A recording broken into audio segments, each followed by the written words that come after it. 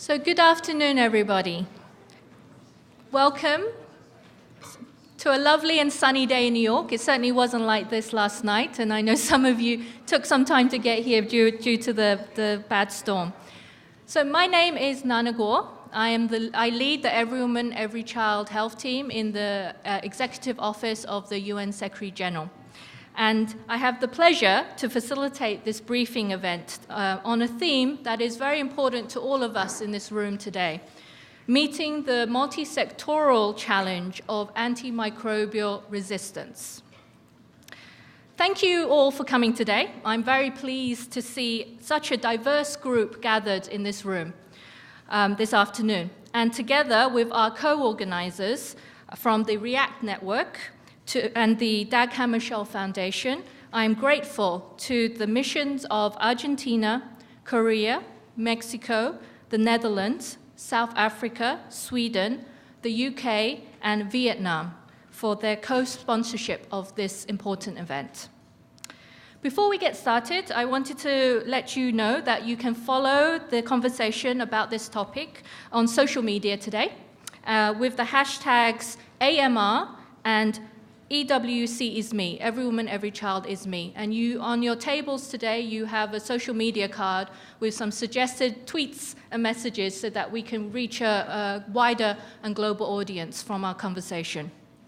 I'm also pleased to let you know that the event is being live broadcast via Periscope on Twitter, via the Every Woman, Every Child handle, and the event is also being recorded and will be made available on the Every Woman, Every Child website following the event today.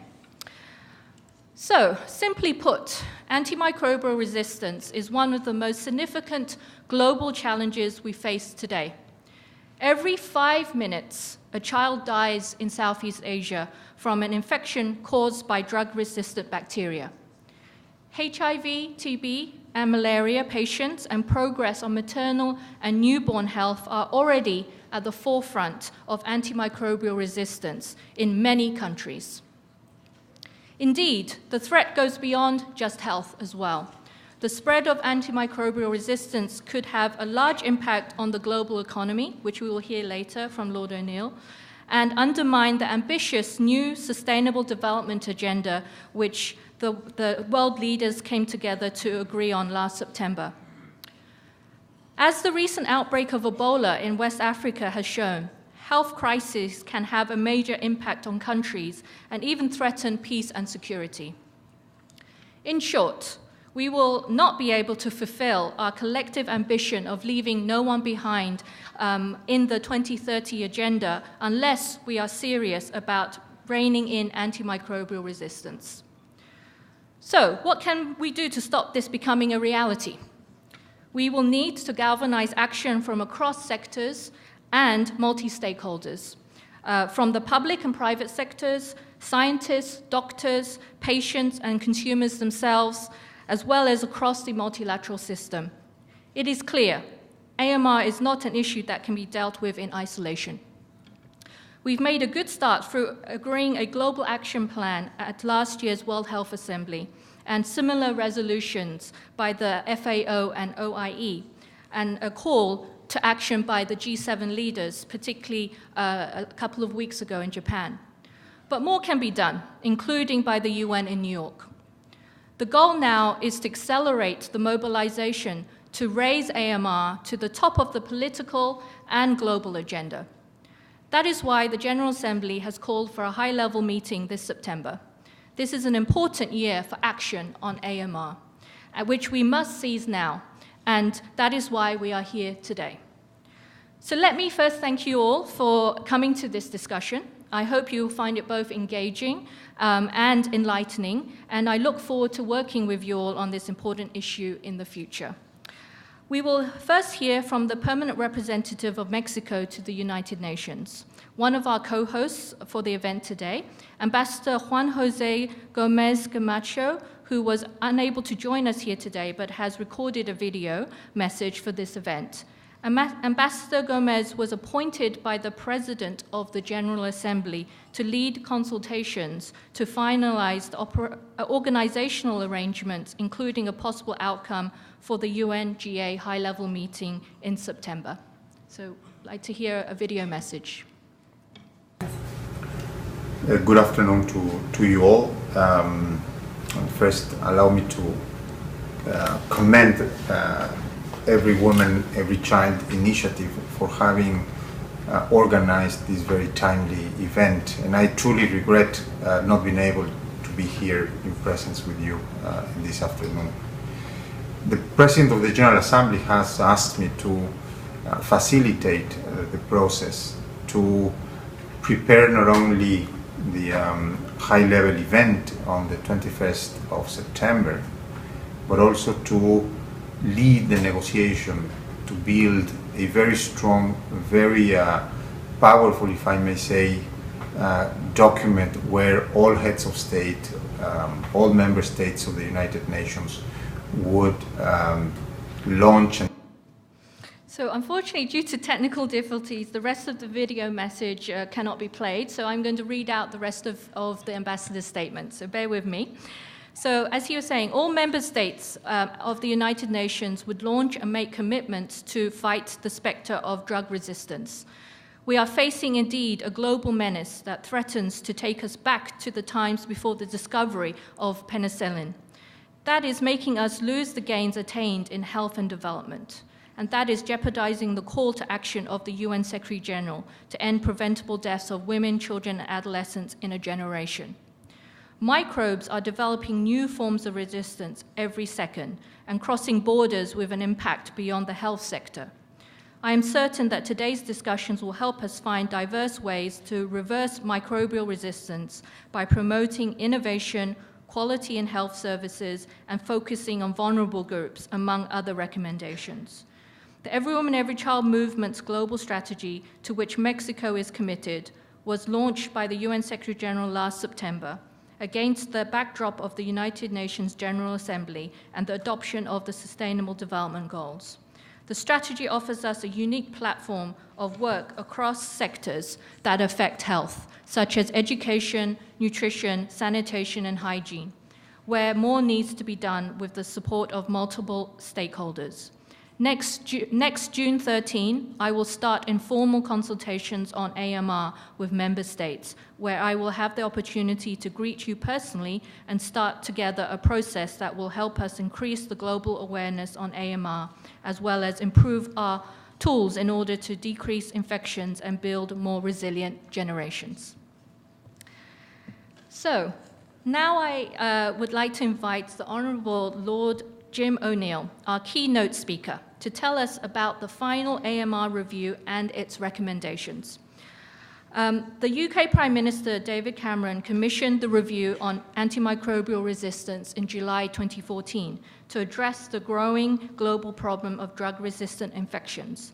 It is chaired by Lord Jim O'Neill and backed by the Wellcome Trust and the UK government.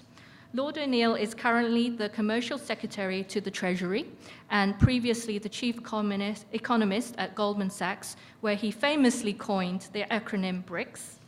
But to many of us in this room today, he is also now a key global champion for AMR. So over to you, Lord O'Neill.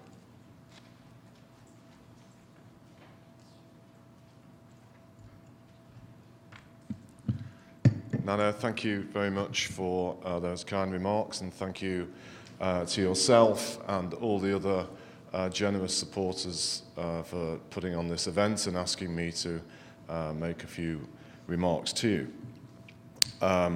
So, honoured guests, ladies and gentlemen, let me get straight onto it, because I am going to just give you a flavour of our final recommendations, and hopefully with the aid of this slightly complicated looking machine, I can get there, here we go, and leave ample time for those that really know about antimicrobial resistance to join me on a panel afterwards and discuss some of the issues that I raise and otherwise will have been raised.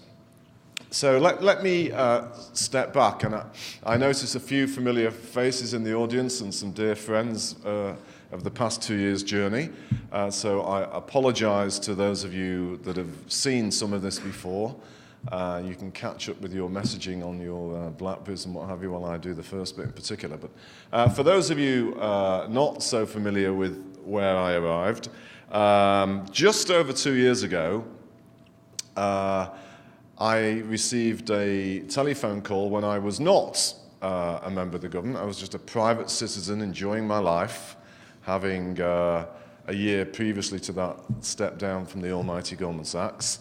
I was actually going to a wine tasting evening in London with my wife, and my mobile rang, and a senior person from the UK Treasury said, "We want you to chair a review into AMR." And I said, "What is AMR?" And here I am 2 years later. It is quite possibly one of the most stimulating things intellectually I have ever done. And as I'm sure most of you are aware here, and Nano just touched on, it is exceptionally important and almost definitely probably the most important professional thing I've ever done. So I was asked to do this from an economist perspective. When I was asked, I said, why me? Why not somebody in health? And the answer was, if it stays just in the health space, then nothing is ever going to happen. We need somebody who pretends they know the world, who certainly talks globally, who can translate it into an economic and financial context in order for us to rid ourselves of this horrible threat. And that's what we started off doing, and that's what we've done throughout the whole exciting and important journey we've been on for the past 2 years. So, going right to the core issue that we addressed at the start. Many of you will be aware of a certain acronym being printed on my forehead for now close to 16 years as being Mr. BRICS. And so what I thought I would try to do is establish at the outset what the world might look like in the future with AMR as a problem and AMR solved. And so I deliberately, with the aid of my wonderful team, most of which are here in the audience with you, and a couple of consultants, we looked at the world of 2050, which is what made the BRICS thing so famous, both with AMR as a problem and AMR not as a problem. And what you see here is one of the two big takeaways, that if we don't do something about it, there is going to be 10 million people a year, that is 10 million people a year dying in another 35 years.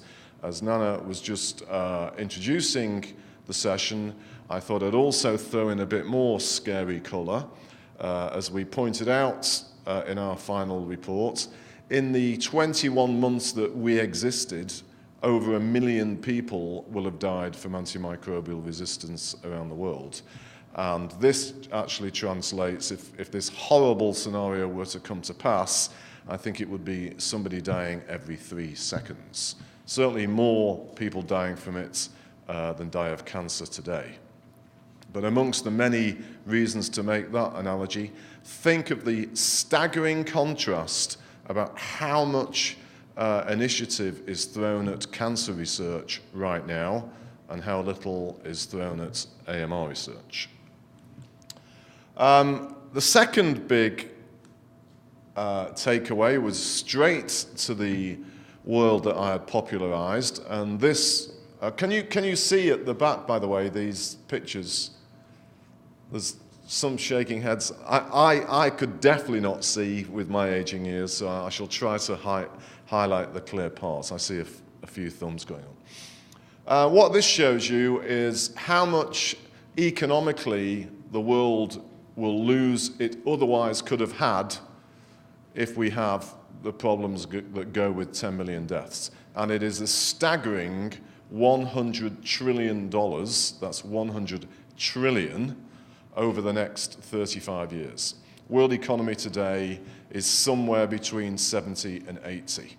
And left to its normal devices, You would not think this was true if you read all the pessimistic stuff there is in the media every day these days, but left to its normal devices, in another 35 years, the world should be close to treble what its size is today. But if we don't solve this problem, $100 trillion, at least of that, won't happen. And remember that number, because the investment, most people call it a cost, but the investment to solve antimicrobial resistance that we recommend is extremely small compared to that 100 trillion. So what we did after we set out that horrible possible future is look at all the different issues that we thought we needed to focus on. And there were essentially, well, there were many, and there were some, I'm sure, that we haven't even thought of, but we highlighted 10. And these are the 10 some of which I'm going to go through as quickly as I can in terms of their specific relevance. Any clearer for you at the back? No? Okay. I shall make an effort. Sticking very much with the economist theme, of the 10 big issues, I would say 6 of them, 5.5, 6 of them, are what I'd call demand-reducing interventions, and 2.5, 3 of them are supply-boosting interventions. So in economics speak, we want to do things to boost the supply of effective and affordable drugs, and the demand-influencing things are things that will permanently reduce the demand for antimicrobials and antibiotics in particular. I do not have the time to go through all of them. I'm sure we have copies of our paper around. I see my colleagues' heads nodding, but I'm going to talk about some of them, particularly the ones that were so crucial in our final report and the ones that I really want to highlight. So, in some ways, and slightly contrary to the advice I'd been given at the start of our review, much of the advice was, you need to focus on how do we get more drugs, so boosting the supply.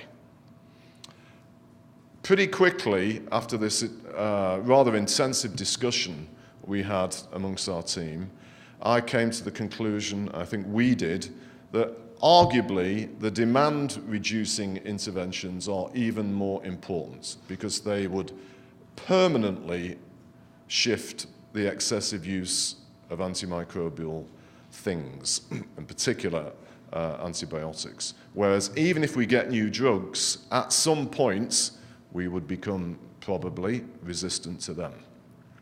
So let me go through some of them in particular. This is just repeating what I've just said.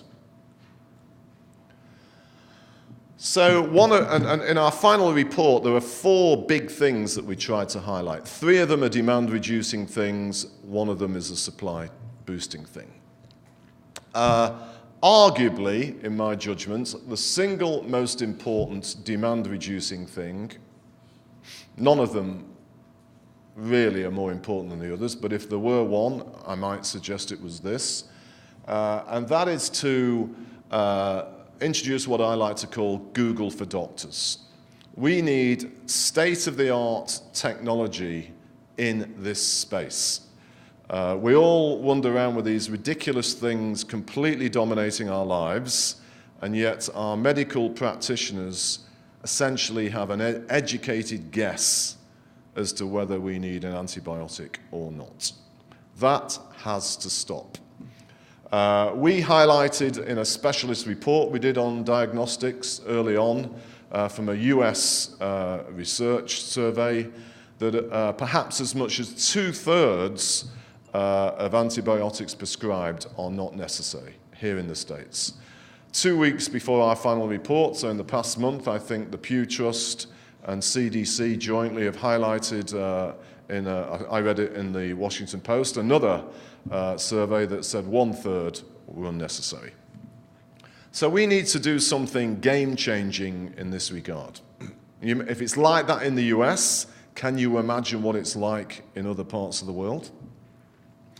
So we came up with a number of specific areas here, but in particular, a very challenging one for Western countries, where if you look at the middle part here, we've suggested that by 2020, so that is less than 4 years away, we believe it should become mandatory in Western developed countries, to not allow antibiotics to be prescribed unless it has state-of-the-art diagnostic technology. Many people told us before we were going to recommend that you can't do that because it's not currently available and it's not cheap enough. But the only way of getting there is by doing something like this, so it unleashes the whole world of diagnostic technology, which, as I've just talked about, in every other part of our lives, that is taking place. Importantly, for those of you that come from the lower income countries, of which there will be many of you here, part of our recommended interventions for boosting research is to actually reward diagnostics developers in the emerging world for coming up with the right technologies specifically for them. We need to do something in animals also.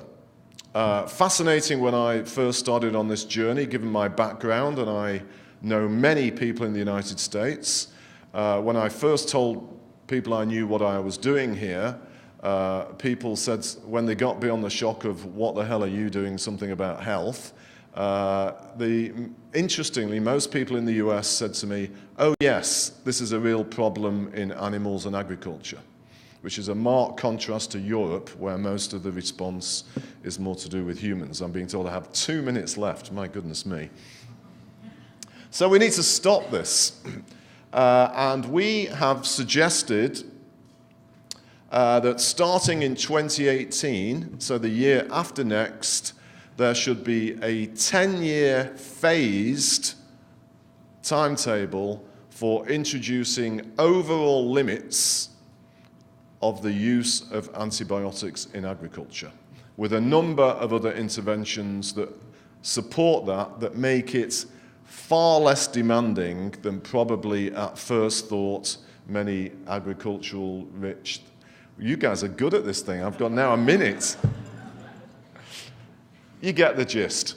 That's agriculture. Thirdly, we need a global public awareness campaign. I could give you lots of anecdotes why we do. We need a serious, big global awareness campaign, adjusted for differences within nations. They're the 3 big demand interventions. There are many others we recommended. On the supply side, we need new, effective, the right drugs at an affordable price.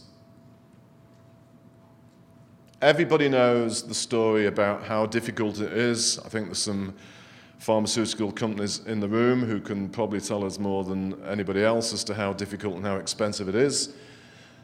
These guys need to be rewarded or incentivized. So we have recommended something called a market entry reward that specifically gives money to the successful producer of the right needed new antibiotic, so long as they also agree to control its distribution in a much more sensible way than these things have been done in the past.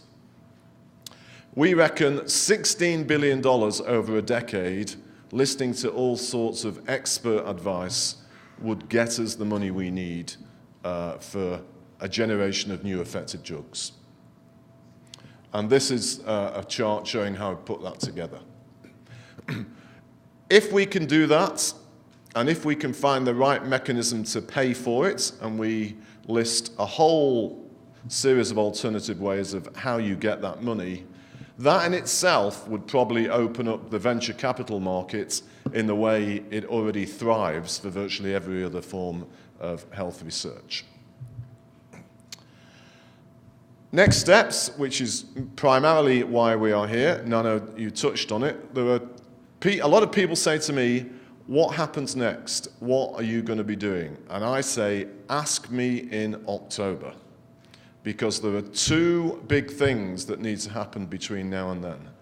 There needs to be a G20 agreement at this year's historic China-held G20 in September, I think it's the week before the UN, on how we get the right new drugs and how they are paid for. That, in my view, should be going on at the G20. In parallel to everything that Nano said earlier, we need a high-level agreement from the United Nations, and I think I heard the very generous Mexican ambassador say a powerful UN agreement.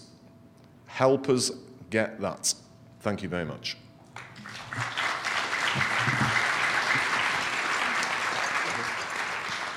Thank you, Lord O'Neill, and I'd like to thank you for your leadership on this issue. I think this kind of leadership has really helped to elevate AMR globally, and particularly the AMR review has really placed AMR as an issue beyond just health and particularly squarely into the economic realm as well.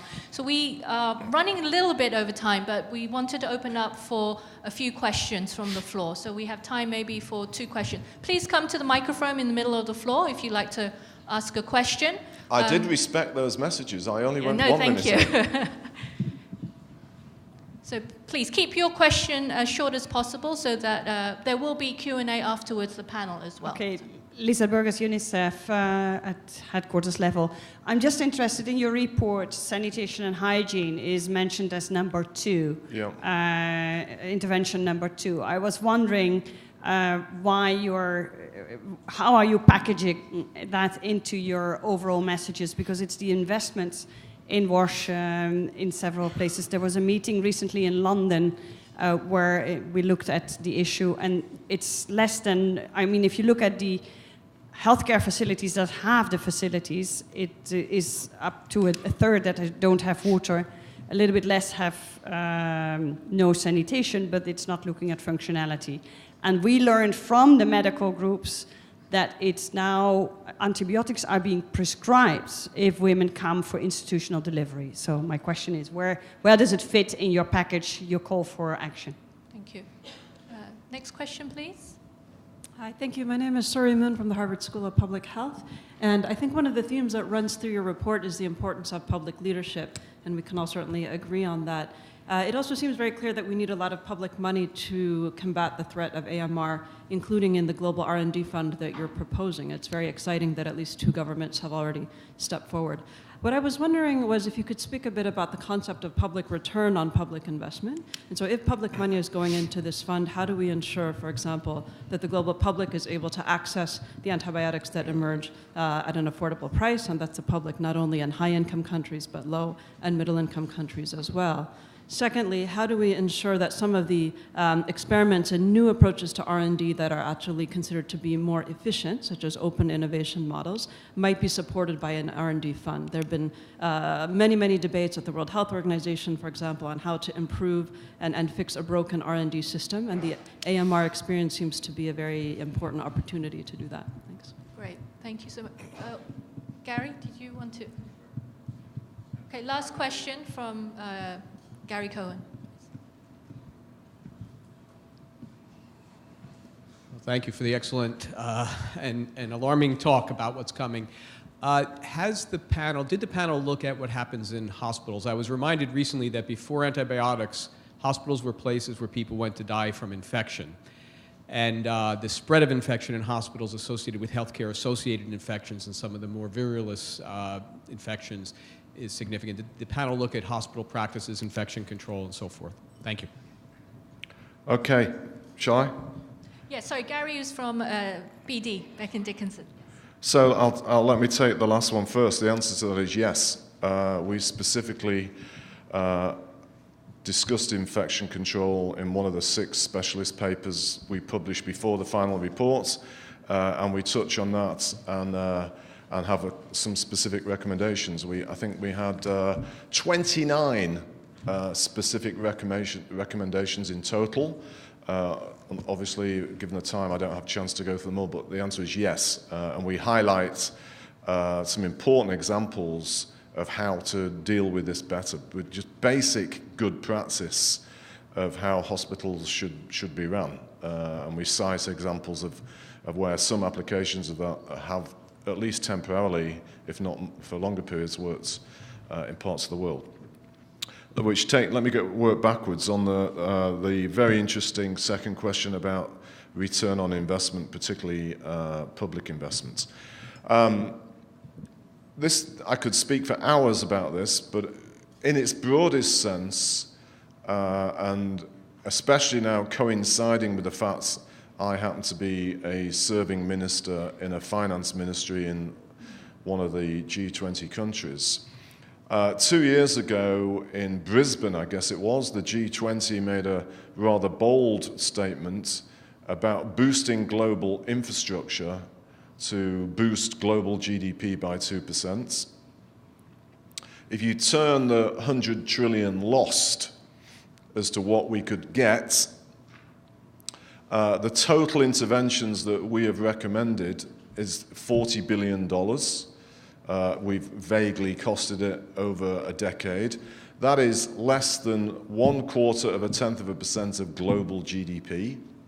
And if that plays its role in creating $100 trillion worth of global outputs, and with it wealth and equality that would go with it that otherwise wouldn't be in place, as one of my old hedge fund pals told me when he saw our final report, every investment manager in the planet would give plenty to get even a smidgen of that kind of return. It's something like 2,500% return.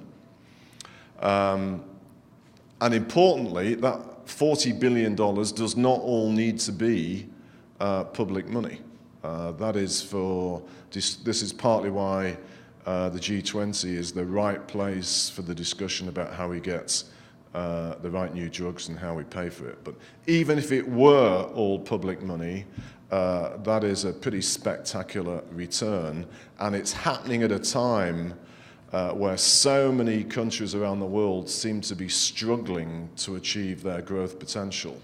And it's led to me thinking, not least because I never thought about these things before, that investment in health should be regarded as one of the main infrastructure investments, particularly, of course, in the so-called emerging world, which takes me to the first question and another aspect of the second one, really. We also did part of the same thing about infection control. We looked at sanitation and health. And of course, given the remarkably admirable goals of the Sustainable Development Goals that the UN agreed on and brought into passing, less than a year ago, doing what is necessary on sanitation and health in itself is a massive part of solving antimicrobial resistance.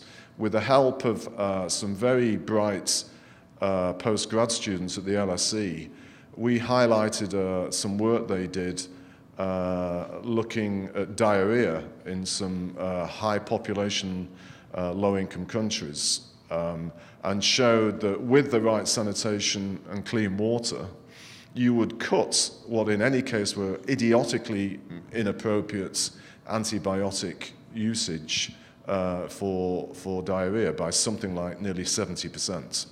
And in our judgments, this just adds to why achieving those parts of the Sustainable Development Goals are so important.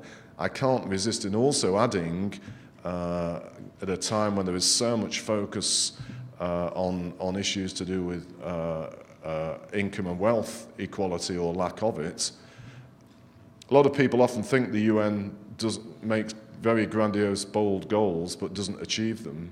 Of course, the UN's announced plans to halve global poverty in the Millennium Goals actually achieved that goal 5 years quicker than they announced. So with the right focus, these things can be achieved, and I think just doing that would have a huge, huge impact on solving antimicrobial resistance. Okay, thank you very much. Thank you, Lord Nick.